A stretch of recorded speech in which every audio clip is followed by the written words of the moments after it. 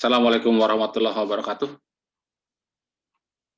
Pada kesempatan kali ini kita akan bahas tentang momentum linear. Nah, sebelum masuk ke apa itu momentum, coba kita tinjau gambar berikut ya.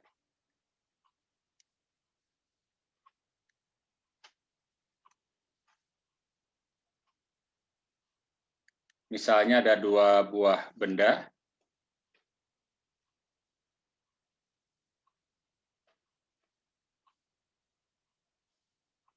bertabrakan, bertumbukan ya.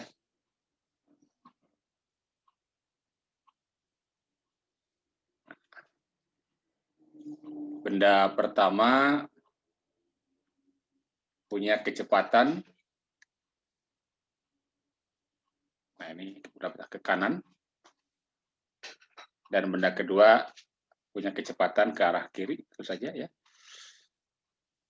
Dan kecepatannya misalnya yang ini adalah V1 dan ini adalah V2. Nah, pada saat terjadi tumbukan, ya, maka benda pertama itu akan mengerahkan gaya atau memberikan gaya pada benda kedua. Ya. Oke, jadi ini benda pertama akan mengerahkan gaya pada benda kedua.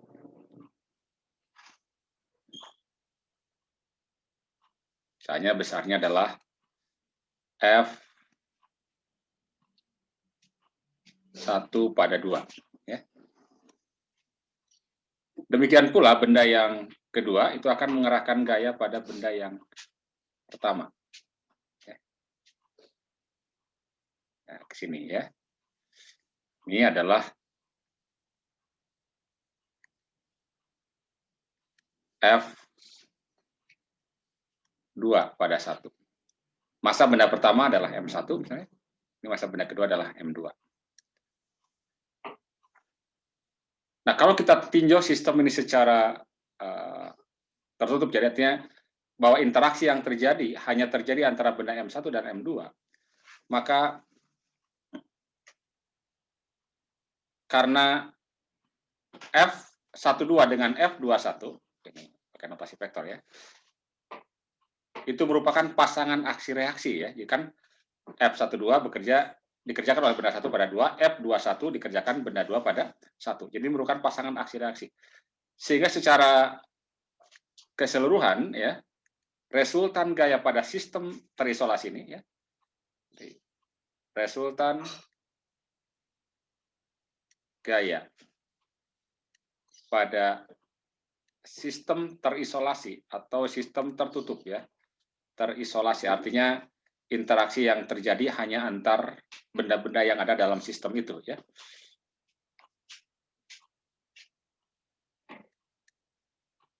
Sigma F itu sama dengan 0 ya. Sigma F sama dengan 0. Ini berarti F12 ditambah dengan F21 ini sama dengan 0. Nah, kemudian kalau kita mengingat dari hukum kedua Newton bahwa F itu kan sama dengan M kali A. Jadi berarti ini pada 2 ya. Jadi berarti M 1/2 berarti M 2 kali A 2 ditambah dengan M1 kali A1 sama dengan 0. Kemudian ingat juga bahwa A itu dV dt gitu kan ya. Maka dapat kita tulis ini M2 dV2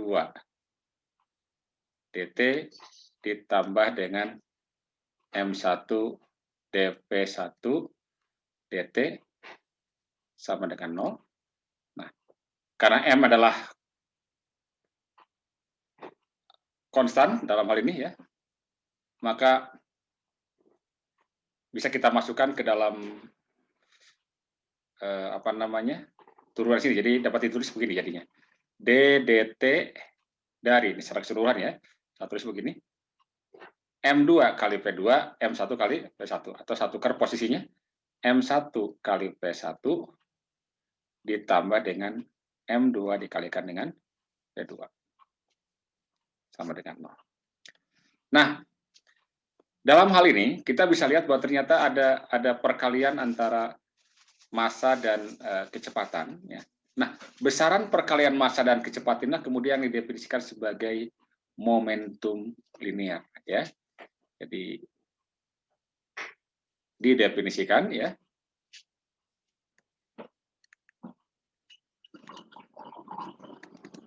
Perkalian atau momentum linear ya, momentum linear atau momentum saja.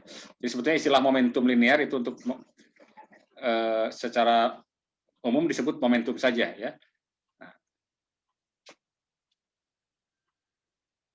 Nanti ada lagi sebenarnya yang disebut dengan momentum sudut ya.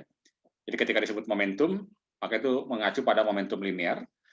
Kalau disebut momentum sudut ya berarti terkait dengan gerak rotasi ya.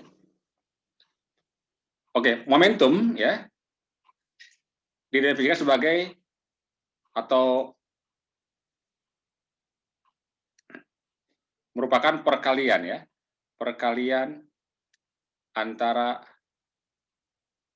massa dan kecepatan ya. Jadi dari sini ya, jadi didefinisikan bahwa P itu adalah M kali V.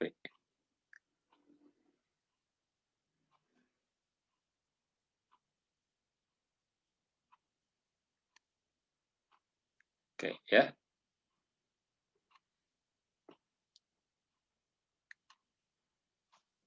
Jadi momentum perkalian antara massa dan kecepatan. Massanya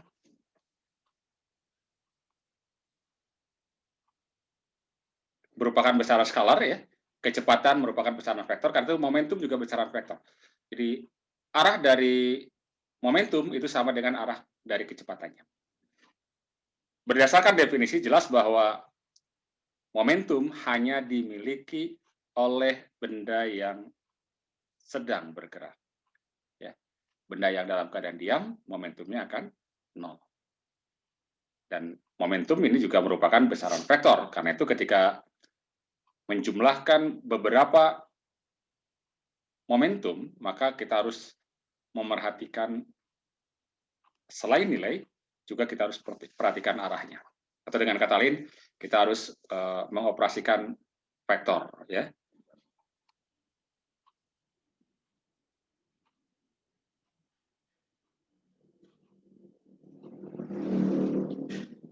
Nah, dalam hal ini, kalau kita lihat dari hukum Newton, jadi dalam hal ini ada kaitan ya antara momentum dan hukum Newton.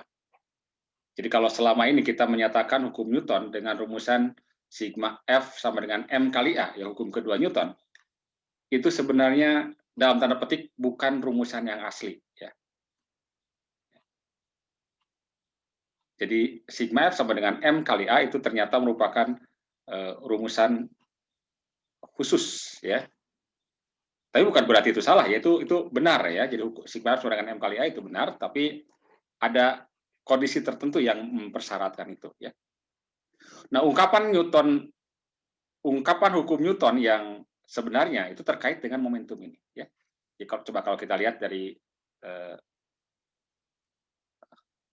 hukum kedua Newton ya.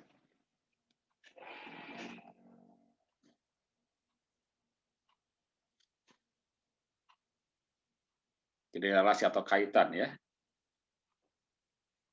Momentum dan hukum kedua Newton ya.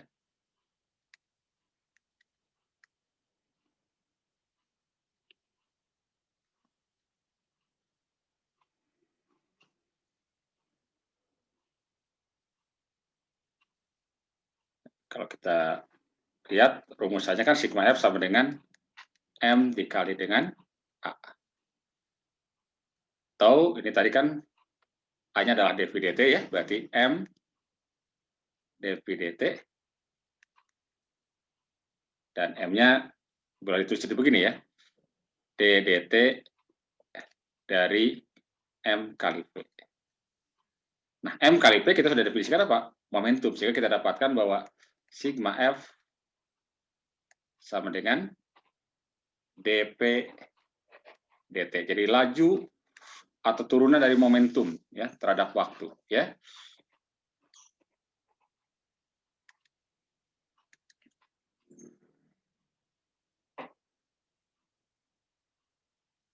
Oke.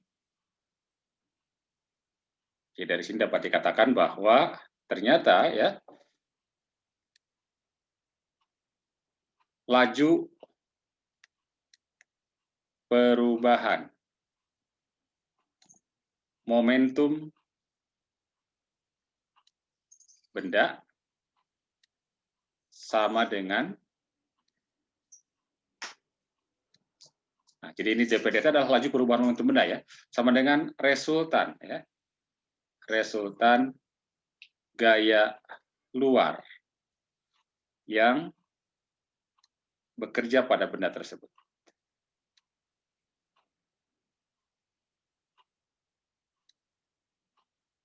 Jadi ungkapan hukum kedua Newton yang sebenarnya yang asli adalah ini ya. Nah, dari sini kemudian kita bisa lihat bahwa ada satu kondisi di mana masanya tetap atau juga kecepatannya tetap. Jadi massa tetap, kecepatan berubah, atau massa berubah, kecepatan tetap, atau dua-duanya berubah. Ya. Jadi dalam ungkapan turunan ya, dengan menggunakan teorema turunan, kalau ada perkalian antara dua besaran yang berubah ya. Jadi, coba kalau kita lihat dari sini ya, bahwa dt dari M kali V, ini ada satu kondisi ya, jika M dan V keduanya berubah ya, keduanya berubah terhadap waktu,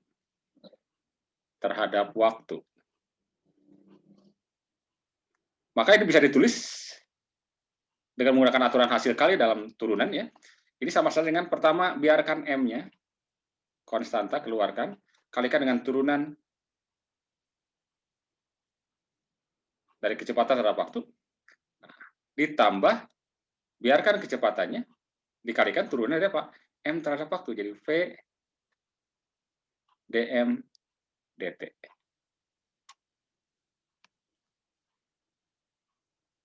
Nah, sejauh ini ya, ketika kita menerapkan hukum Newton ya, itu adalah untuk massa yang konstan. Jadi kalau massanya konstan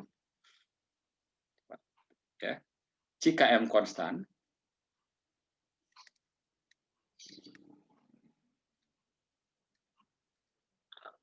maka dm dt, ingat turunan dari konstan kan pasti 0 gitu kan ya. Sehingga kita dapatkan, coba lihat sini ya, jadi kalau M konstan ya, maka yang tersisa di sini apa?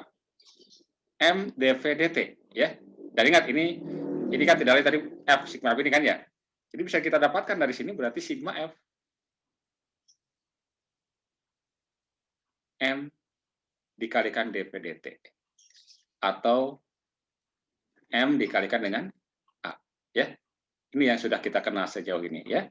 Jadi ini rumusan sigma F sama dengan M kali A ya, hukum kedua Newton ini berlaku untuk apa? Untuk massa yang konstan ya.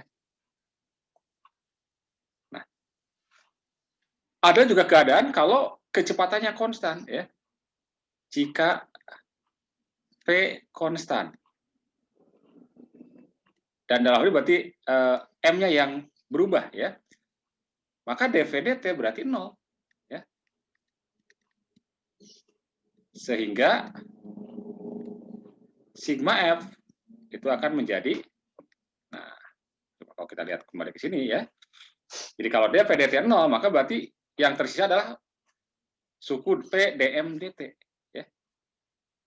Jadi berarti tinggal V kali dm dt. Kecepatannya dikalikan dengan laju. Ya. Ya. Jadi ini ada keadaan-keadaan ya, di mana masanya konstan, ini hukum kedua Newton yang sudah kita kenal. Ya. Ada keadaan juga di mana kalau kecepatannya konstan. Ya. Nah, kalau kedua-duanya berubah, ya tinggal tambahkan saja ini dengan ini kan ya. Kembali ke rumusan awal. Nah, contoh yang terkait apa dengan massa yang berubah, misalnya proses peluncuran roket, misalnya ya. Nah, roket biasa diluncurkan dengan apa? Dengan menyemburkan bahan bakar dalam kecepatan konstan. Ya. Jadi ketika massa bahan bakarnya berkurang, kemudian dengan laju apa namanya dm dt, maka ketika dikalikan kecepatan akan timbul gaya dorong. Ya. Contoh lain misalkan kalau kita punya balon ya ditiup ya, balon kecil ya, kita tiup. Kemudian setelah kita tiup dan penuh, kemudian kita lepaskan, maka dari dalam balon itu akan keluar ya suara kan ya. Sambil apa? Balonnya terbang gitu ya. Coba buktikan ya. Atau mungkin kalian pernah melakukan itu gitu kan ya. Ketika di apa? Balon itu kemudian mengempis karena mengeluarkan udara dari bagian lubangnya ya, maka balon itu akan terbang. Ya. Itu contoh, salah satu contoh lah ya, salah satu contoh dari munculnya gaya akibat perubahan massa. Oke, kita coba lihat contohnya ya.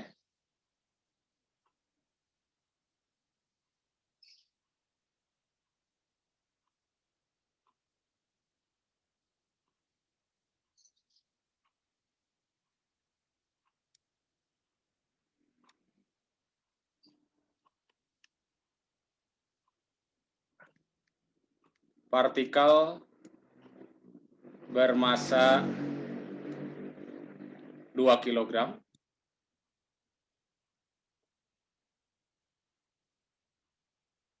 mula-mula bergerak dengan kecepatan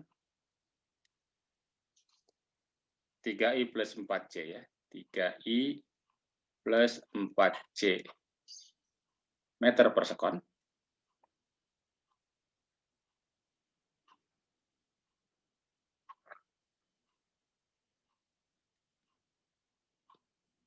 Sebuah gaya bekerja pada partikel tersebut ya, pada partikel tersebut sehingga kecepatannya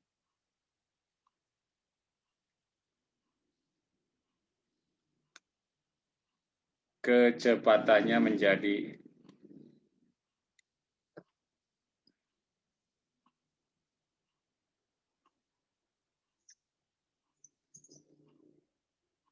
delapan I plus min 8 C meter per sekon.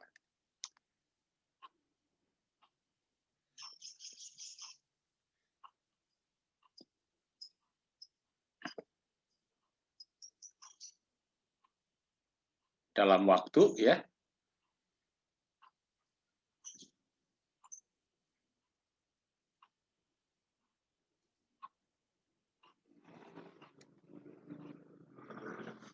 Kan 5 sekon ya. Tentukan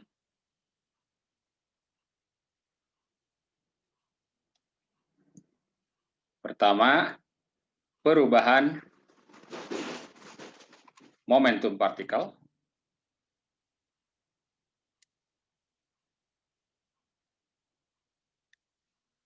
Yang kedua,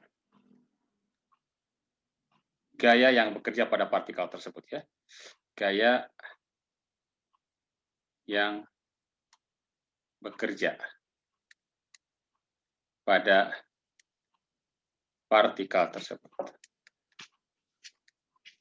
Oke.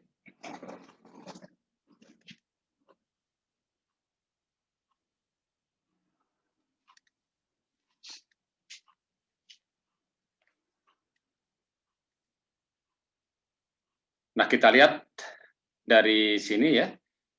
Informasi yang kita dapatkan pertama adalah masanya ya. Jadi akan diketahui masanya 2 kg.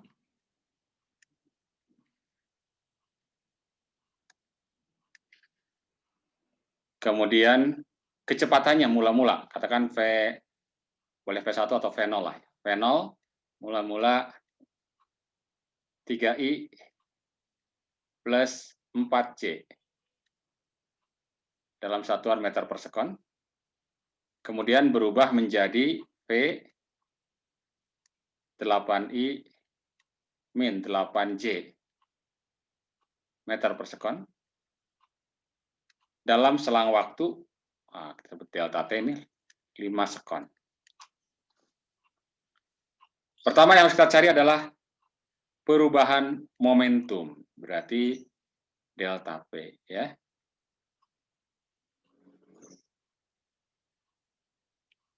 Momentum kan tadi massa dikalikan dengan kecepatan. Nah, massanya konstan 2 kg ya. Maka berarti perubahan momentum terjadi akibat perubahan kecepatan. Berarti tinggal M dikalikan dengan delta P gitu. Nah, ingat perubahan itu selalu akhir kurangi awal ya. Berarti M dikalikan dengan kecepatan pada saat akhirnya ya, dikurangi dengan kecepatan pada saat awalnya sebelumnya. Berarti kita masukkan saja 2 kg dikalikan dengan 8I ya. Ini dulu ya. 8I dikurangi 8J dikurangi oleh V0. Berarti dikurangi ini kan ya. Berarti apa? Kalau ini diminuskan berarti min 3I min 4J kan ya. Min 3I min 4J. Sehingga kita dapatkan berarti 2 dalam kurung dikalikan dengan I-nya. 8I dikurangi dengan 3I. Berapa itu? 5I ya. 5I min 8 min 4 minus 12.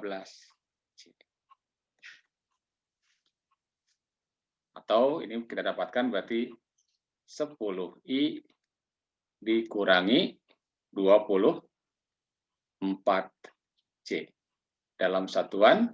Nah, satuan dari momentum ya mengikuti saja satuannya ya. Karena massa kali kecepatan, massanya kilogram ya. Kecepatannya meter per sekon. Oke. Itu momentumnya ya. Kemudian yang kedua, yang dicari apa? Gaya. Ya, nah, ini kita bisa lihat dari hukum kedua Newton dalam kaitan dengan momentum kan ya, bahwa resultan gaya yang bekerja pada benda atau pada partikel sama dengan laju perubahan momentumnya. Ya. Jadi bisa diungkapkan nih asalnya dp/dt. Nah, kalau dalam ungkapan rata-rata juga boleh saja sama saja. Jadi ini sama saja dengan delta P per delta T. Jadi selain diungkapkan dalam ungkapan tadi kita sudah tuliskan ya bahwa sigma F bukan laju perubahan momentum ya, dt gitu. Nah ini sebenarnya dalam ungkapan sesaat ini ya. Kita bisa ungkapkan juga dalam ungkapan rata-rata seperti ini ya. Jadi kalau ungkapan seperti ini disebut dengan ungkapan rata-rata ini ya.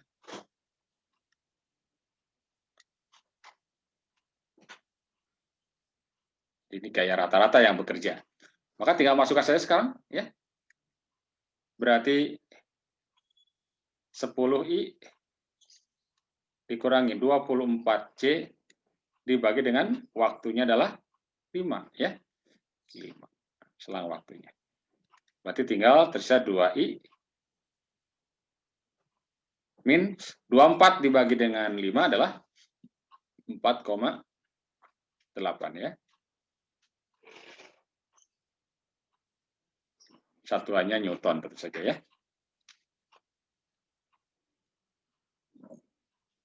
Oke ya. Itu contoh yang pertama ya.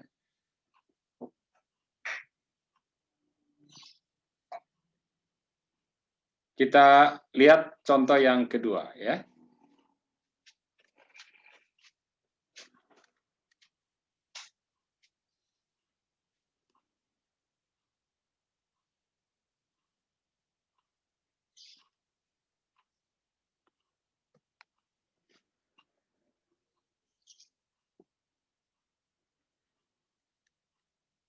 Air keluar mendatar dari selang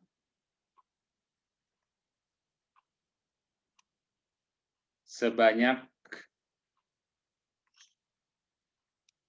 1,5 kg per sekon dengan kecepatan tetap.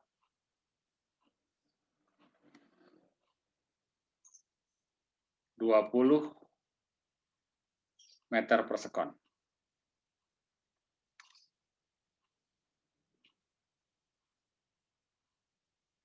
Air tersebut atau dan ya menerpa badan mobil ya, badan mobil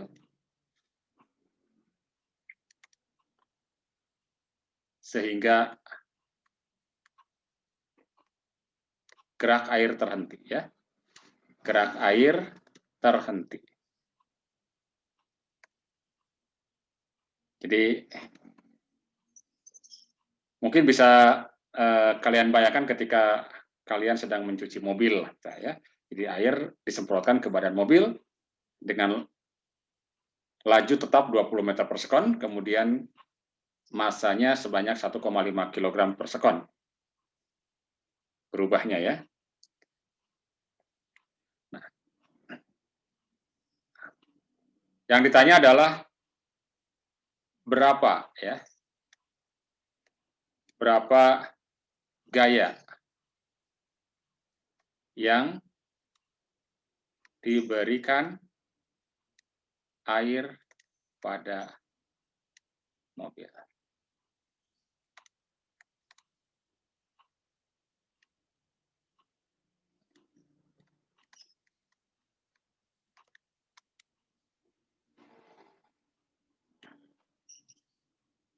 Baik, jadi informasi yang kita dapatkan dari sini.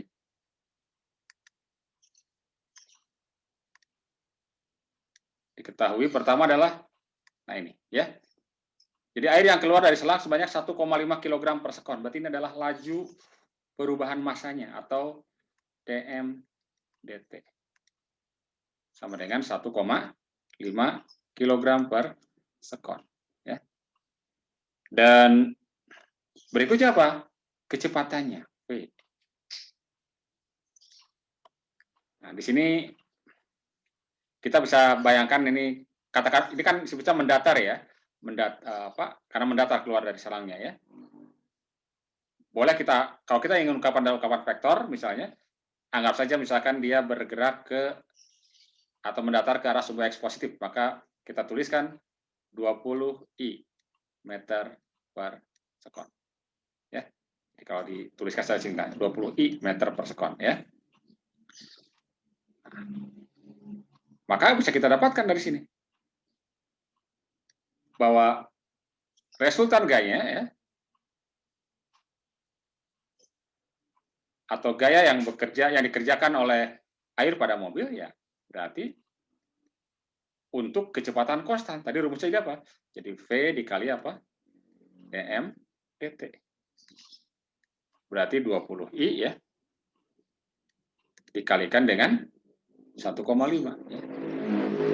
alias 30i. Newton. Oke. Jadi gaya yang bekerja pada benda tersebut adalah 30 I Newton.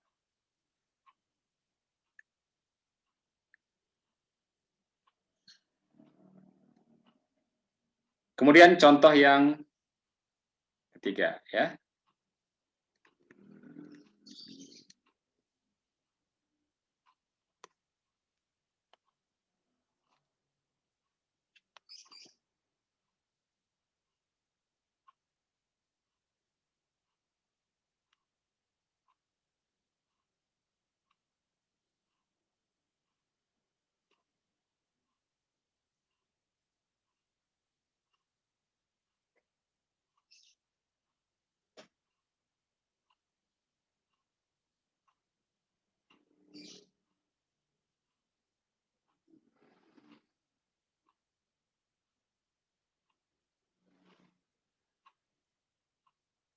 Satu lagi lah ya. Sebuah mobil bergerak dengan momentum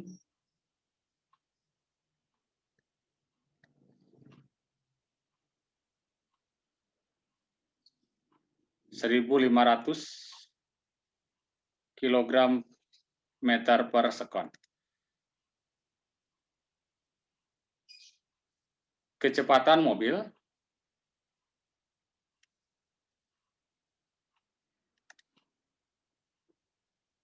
menjadi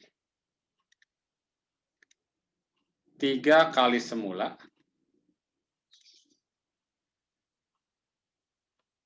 dalam waktu 0,1 sekon. Pertama, tentukan perubahan momentumnya ya.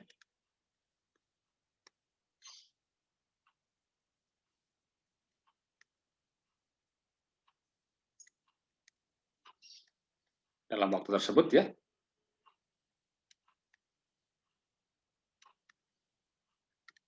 Yang kedua, berapa besar gaya rata-ratanya ya. Tentukan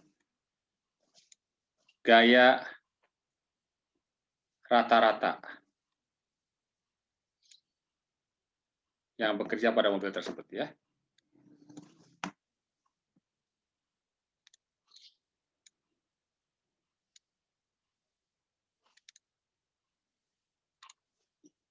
Oke ya.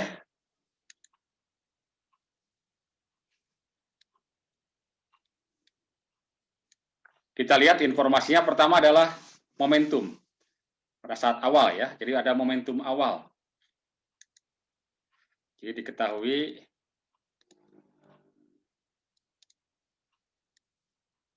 momentum mula-mula katakan P0 lah ya.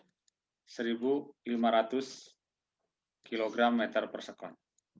Lalu ada informasi bahwa apa? Kecepatannya berubah menjadi 3 kali dari V0. Jadi kalau kecepatan awalnya V0, kecepatan menjadi 3 kali V0 dalam selang waktu 0,1 sekon. Ya. Baik, yang pertama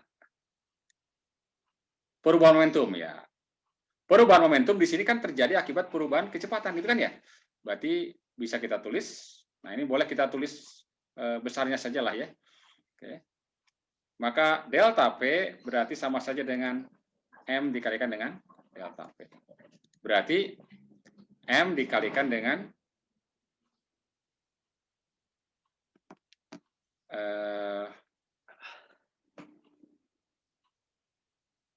P dikurangi dengan V0 kan ya?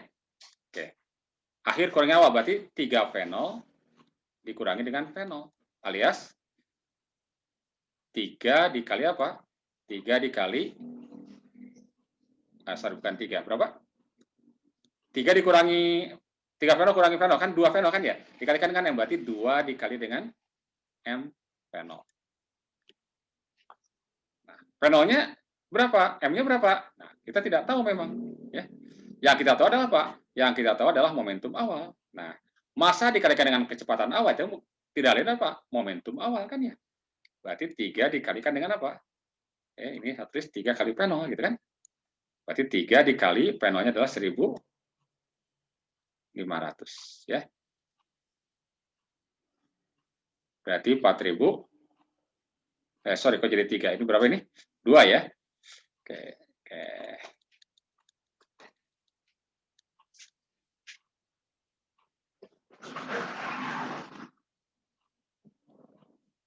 Jadi ini sama dengan 2 dikali apa? P0 ya. Ini 2 ya. 2 dikali momentumnya 1.500 ya.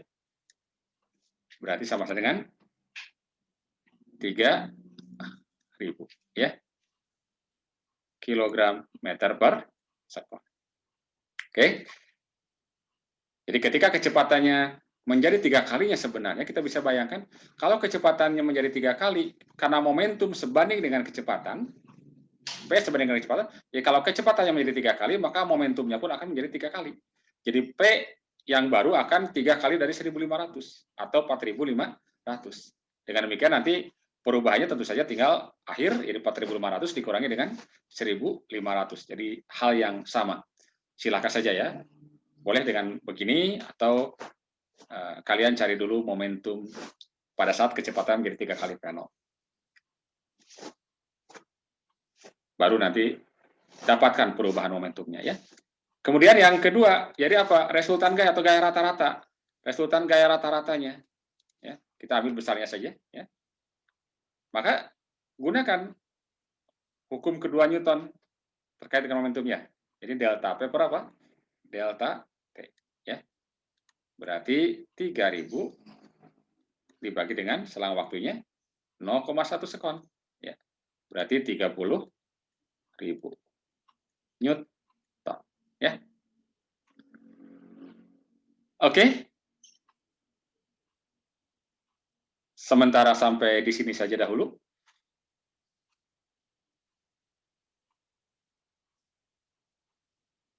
Nanti kita akan lanjutkan pada video berikutnya ya.